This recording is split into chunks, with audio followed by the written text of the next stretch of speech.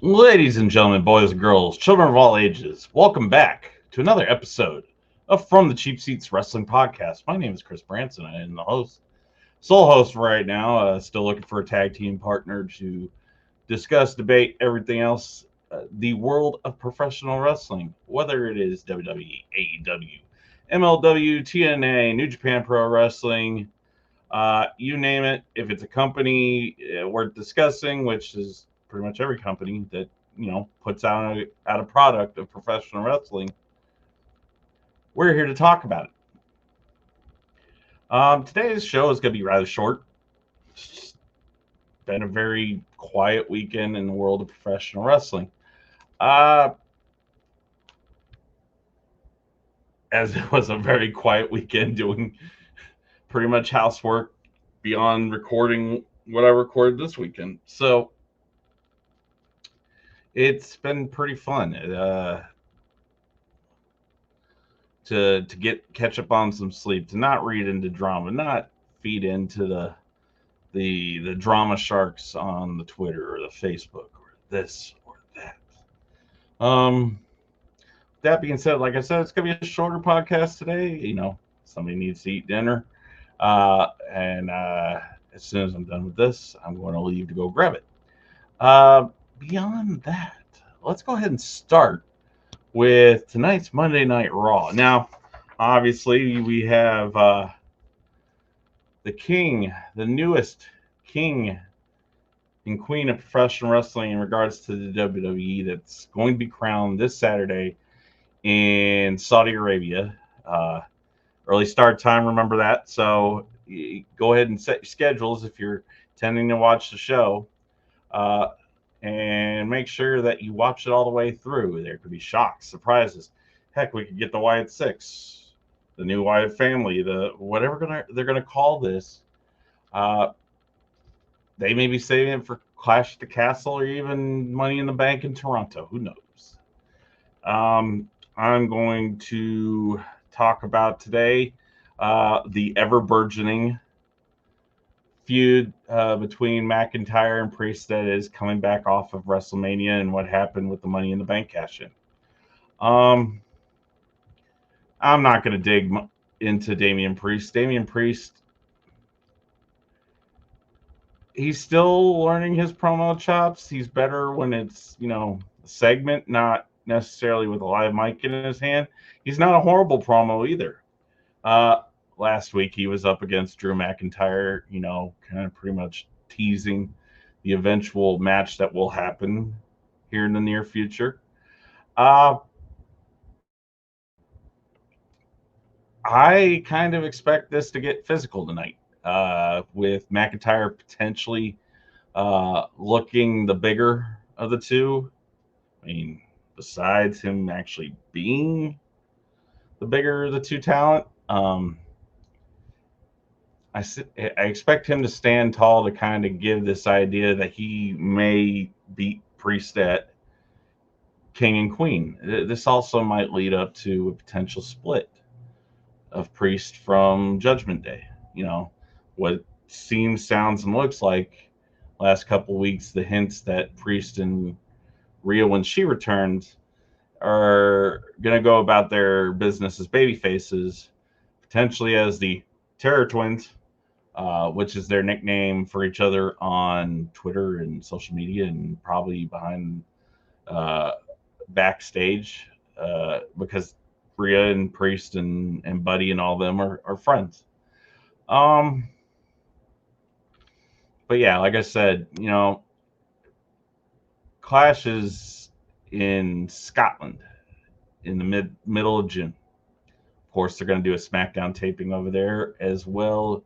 You know, Probably another pre-game to SmackDown, uh, you know, ability to have a platform for the wrestlers who are challenging for whatever titles there in Scotland that weekend. Can I see Priest retaining? Yes.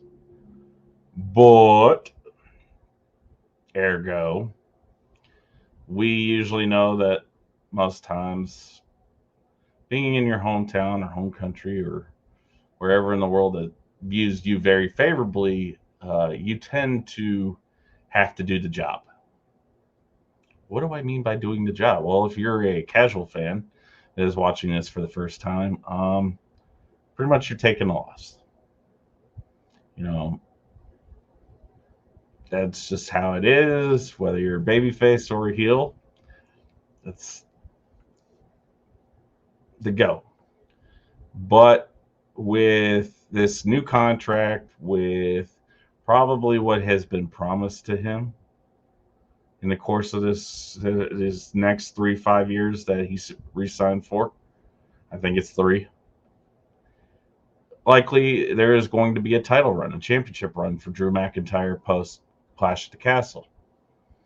And like I said, they're probably either waiting for Saturday or they're waiting for post Clash in regards to the Judgment Day to kind of separate themselves or, kind of finally split up. I kind of like the faction and I could see Judgment having a babyface run, probably not with McDonough and Mysterio still attached, but, stick with the original 3. Finn Balor as a babyface gets over, and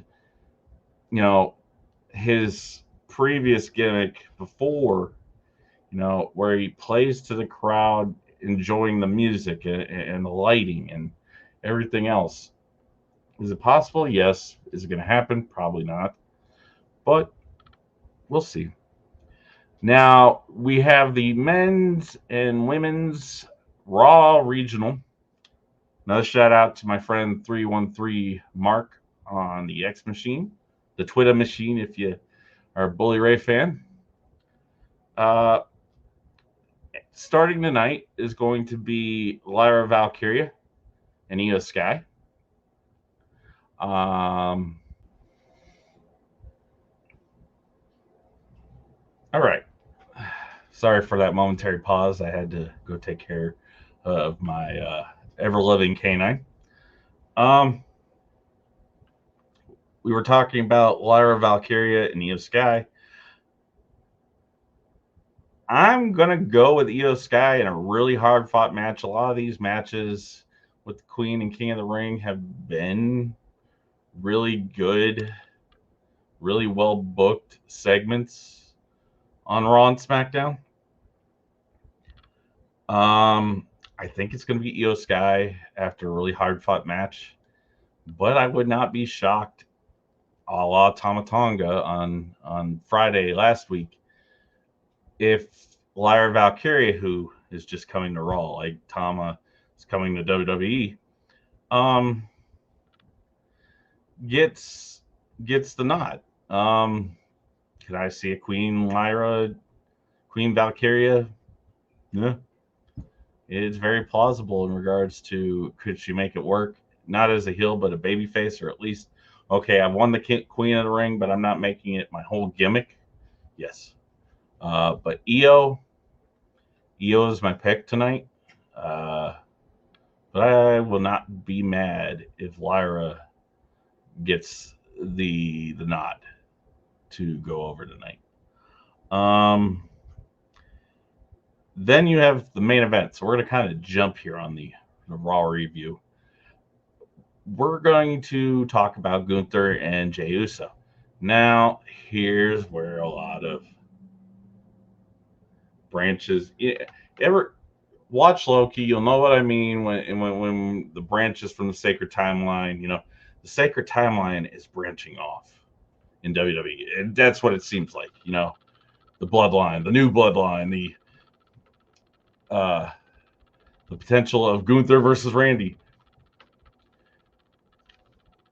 Gunther seems more plausible to me in who's going to win from the Raw side, just simply because Gunther is a beast. He's maintaining that monster heel status. Even though he lost the Intercontinental title, dude's still pretty untouchable. I mean, to lose to one person since you got called up from NXT, and that being Sami Zayn, and a disqualification loss, against Chad Gable, which disqualification is I mean, it's a no contest. And that's not to take away from Chad Gable, because that match was chef's kiss when those two locked up. Sami Zayn's moment at WrestleMania, to have that title moment, that major singles title moment at the expense of Gunther, yes, set him apart from his peers in regards to that singles championship on Raw. Um, but in the same, it released Gunther to be able to go, okay, now I can go for the big dogs. I can go for Cody. I can go for a Priest, a McIntyre, Punk, a Rollins, whoever's going to be champion here in the near future when he does chase it. Unless they let Jey Uso win, in which, okay, now you have obvious ties over on SmackDown with Tama. And if Tama were to win, okay, historically, let's not forget that Tama Tonga and Tongaloa are the sons of King Haku Meng, for those of you that watch WCW, and later before he decided to hang it up in WWE. Um, but, King Haku was the King of the Ring winner. Uh, so keeping it in the family, possibly, it's a possible storyline choice, kind of to rebuild or burden up, not burden as in like down, but you know, burgeon up. There's the word. Burgeon up this new bloodline under Solo Sikoa.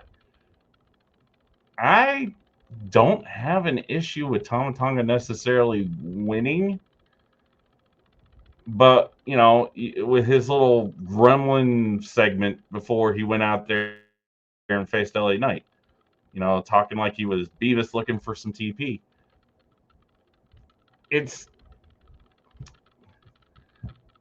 I'm gonna go Gunther, but like I said with Lyra and Io, I would not be surprised or upset that they go with Jay, because that still helps Jay maintain steam to his own singles career, especially now that he is on a main event 1, 2, or 3 top babyface on Raw spot. Next, let's see here. Oh, this is the one I like. Braun Strowman and JD McDonough. Now, JD McDonough and Finn Balor have a match tonight on Raw against Awesome Truth for the World Tag Team Championships. I see Strowman getting involved somehow, irritating or distracting JD McDonough. It's going to be a really hilarious match when those two get together, because Braun Strowman's 6'8", JD McDonough is like 4'9", and 4'9" with a really huge head. I know people with huge heads. This thing right here is like 7 5/8, so don't feel bad, JD. But beyond that, I see Awesome Truth retaining with a distraction by Braun Strowman, leading further to a match between JD McDonough and involvement by the New Day against Braun Strowman, a returning Braun Strowman. Let's see here. Where else? I think they're gonna, obviously they have Becky and Liv facing each other this Saturday as well for the women's world title there in Saudi Arabia, and the likelihood is that Liv is going to go over on Becky and win said championship. Hopefully they give us more than a drive-by tonight when it comes to their interaction with each other. And I will talk more about Liv here in a second in what I like to call the Scuttlebutt Sessions. It's going to be the newest segment of the show, kind of like my alibis before the alibis. Hopefully they give us a pretty significant brawl leading up to what we're going to see when the Raw talent book it to Saudi here after the night. And I'm looking forward also to see where they're going to further the Sammy, Chad Gable, Bronson Reed storyline. Sammy has definitely had his ups and downs as Intercontinental Champions ever since regaining it from his previous reigns.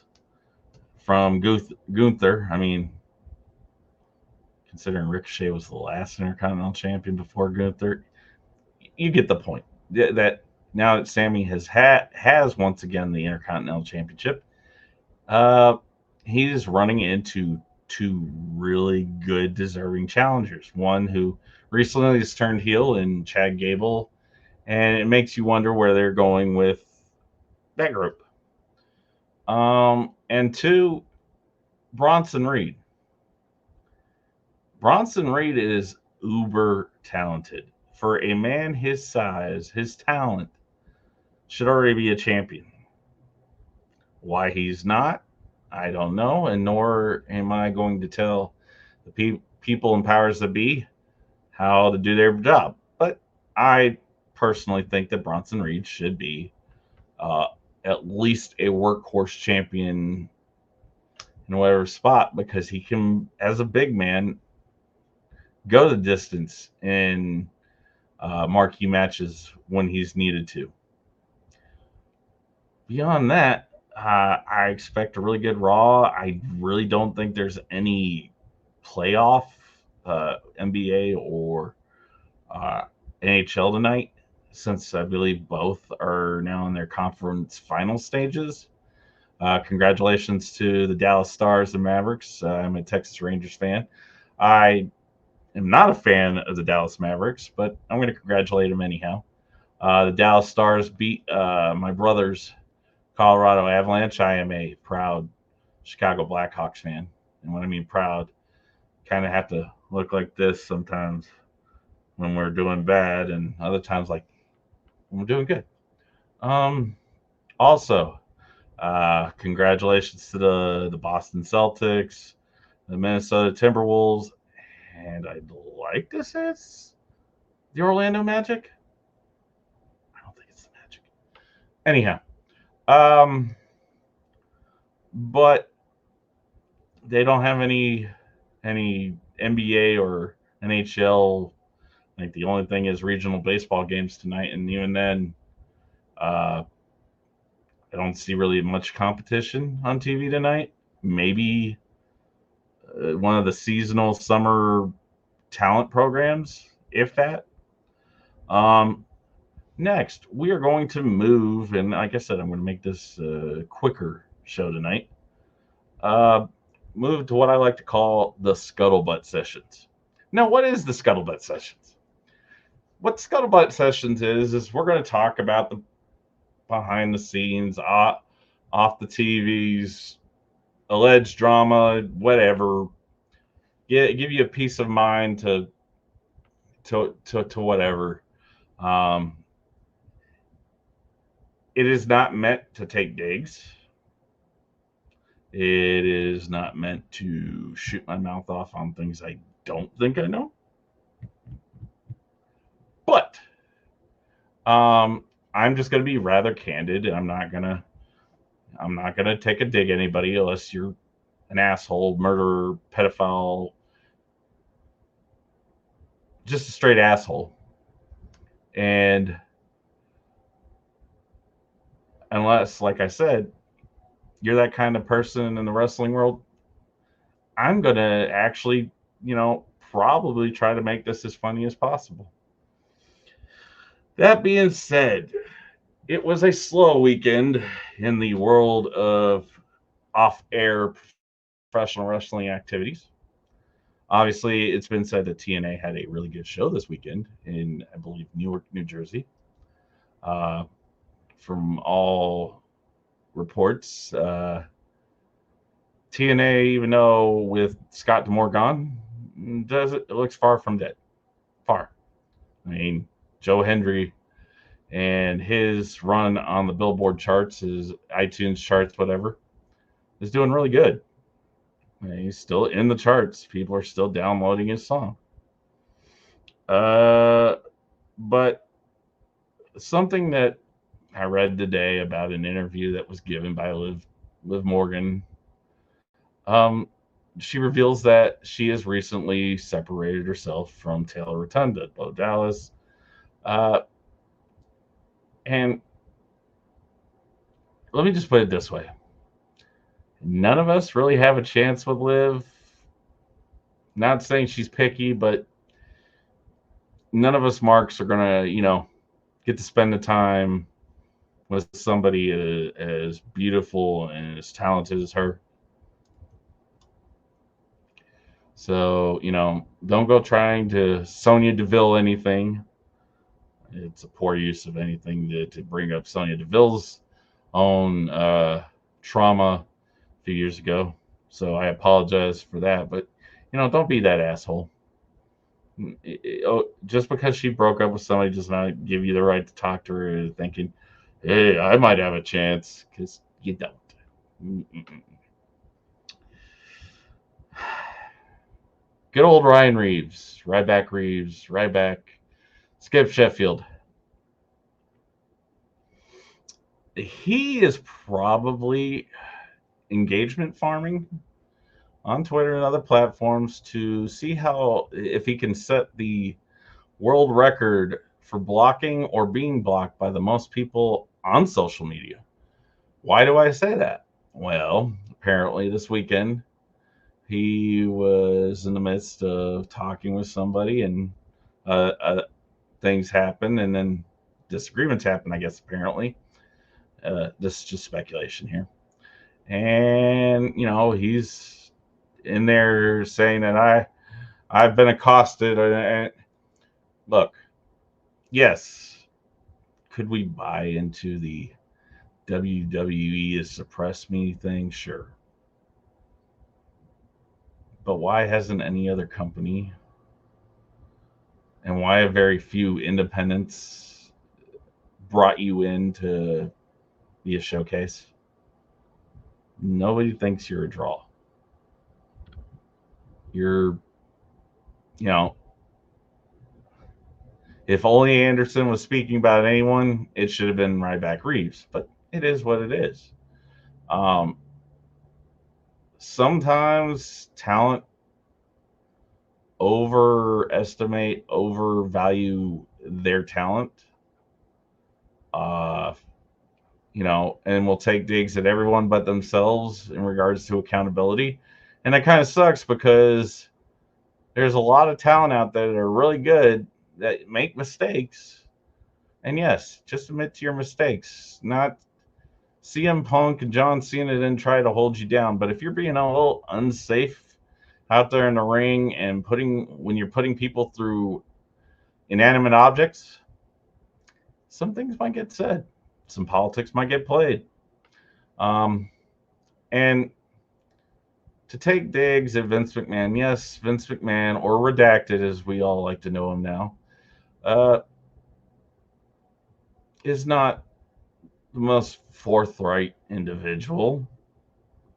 But in the same, he is a 78, 79-year-old man enjoying his $7 billion in peace somewhere either in Florida or Massachusetts or Connecticut or Martha's Vineyard or Riyadh, Saudi Arabia, or wherever Vince McMahon decides to go next.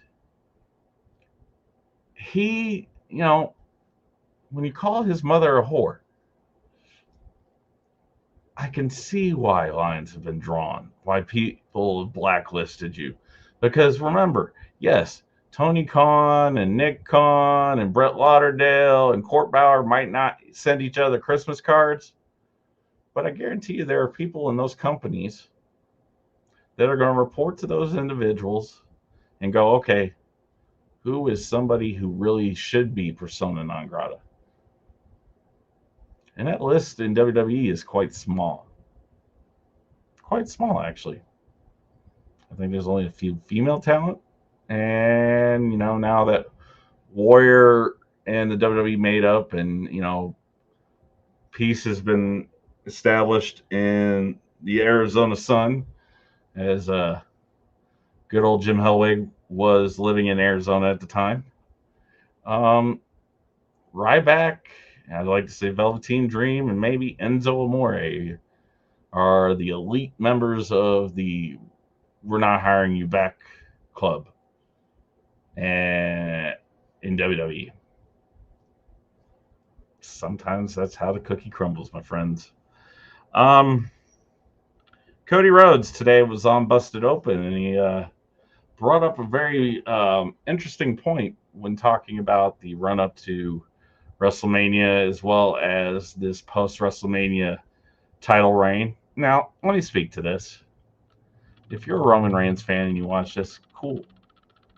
We were spoiled for the last 4 years with getting marquee matches from Roman Reigns. Right now, he's taking a break, a well deserved break.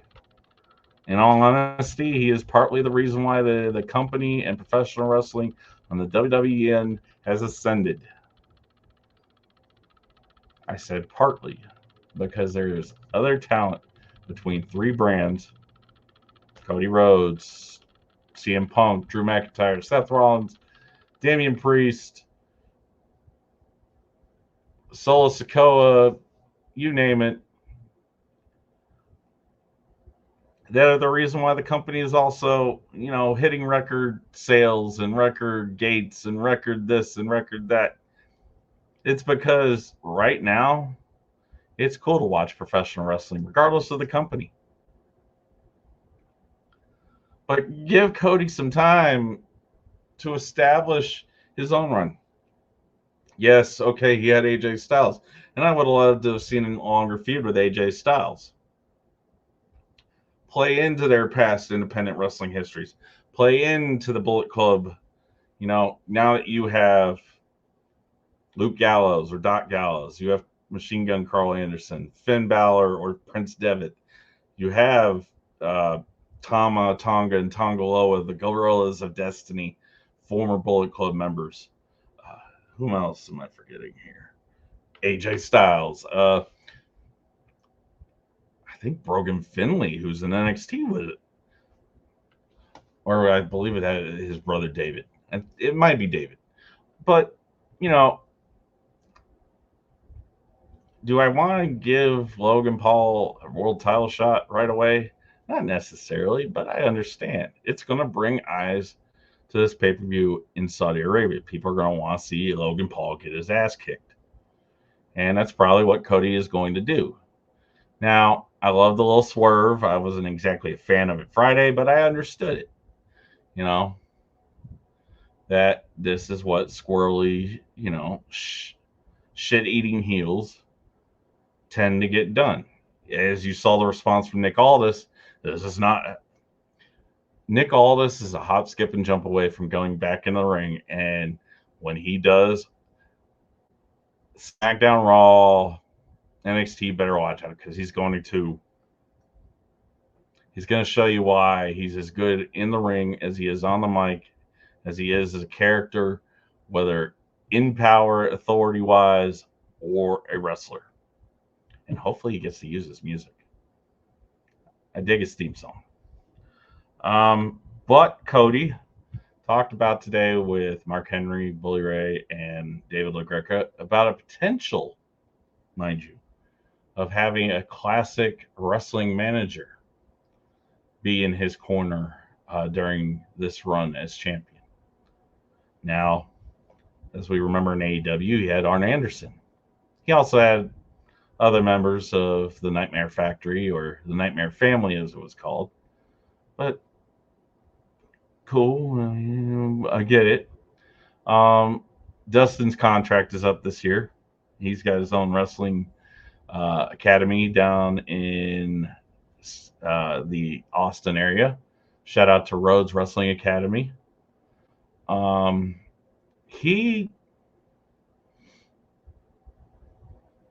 Could I see Arn Anderson coming back to WWE? Sure. Now that Vince is gone, it's more of a likelihood because I believe Triple H and his working relationships with people, I don't believe that ever soured with Arn Anderson.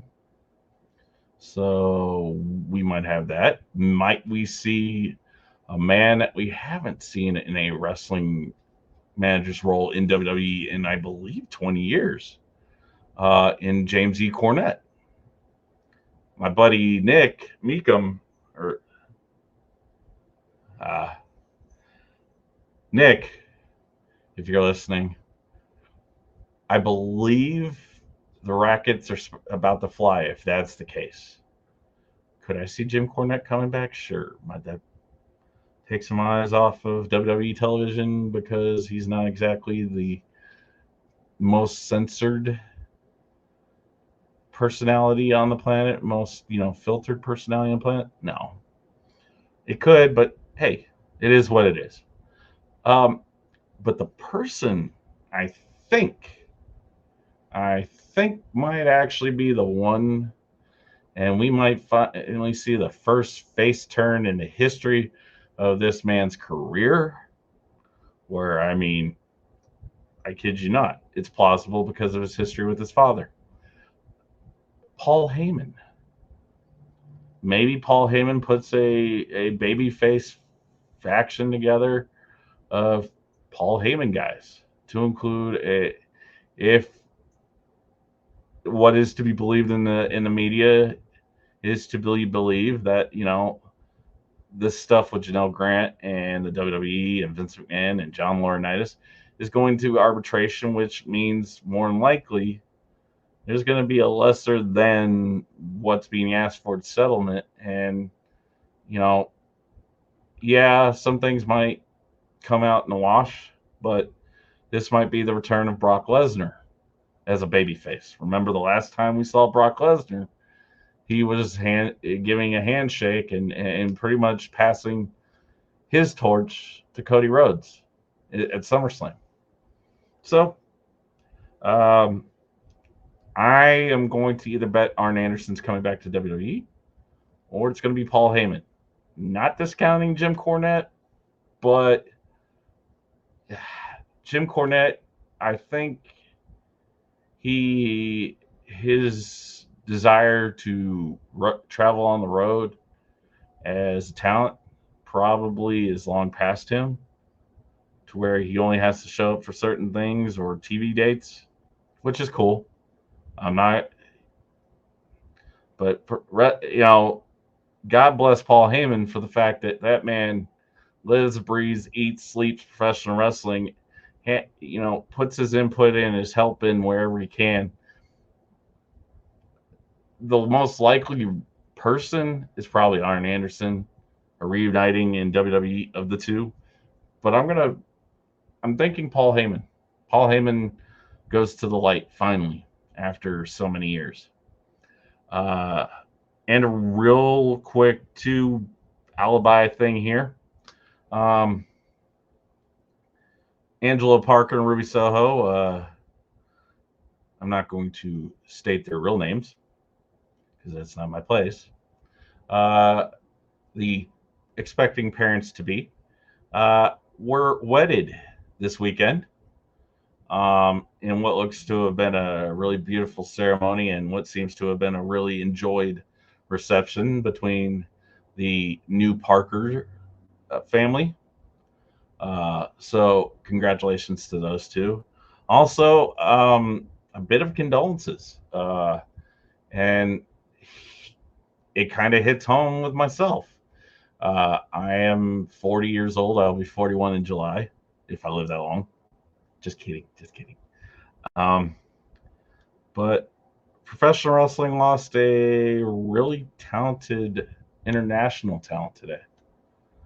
A man by the name of John Klinger. So if you know anything about WXW, which I know very little about, so I'm not really going to try to dive in here, but this is more me giving condolences and paying homage to the man. John Klinger, from what it was stated in his statement put out honoring and paying tribute to him, had won all the major male titles in WXW, which I believe is based out of Germany. As well, the 16 karat gold and shortcut to the top tournaments, which that tells you anything, kind of like all WWE or AEW. This guy was a major player in WXW. His intent actually was to retire this coming year, at the end of the year, I believe. It is a sad day for many talent and fans who knew Klinger And it's never cool to lose somebody that has contributed to the performance art we love called professional wrestling, or performance sports art we love to call professional wrestling. So that's a nod of the cap there, good sir. May your journeys to the skies above and through the pearly gates be a fun one. Let Bray and all them that we love up there in the heavens and in the great beyond know that one day we'll be there to watch their matches right at the seat of whatever deity you believe in. Beyond that, this has been Chris Branson from the Cheap Seats Wrestling Podcast. I will see you again on Wednesday to talk NXT and AEW. So long for now.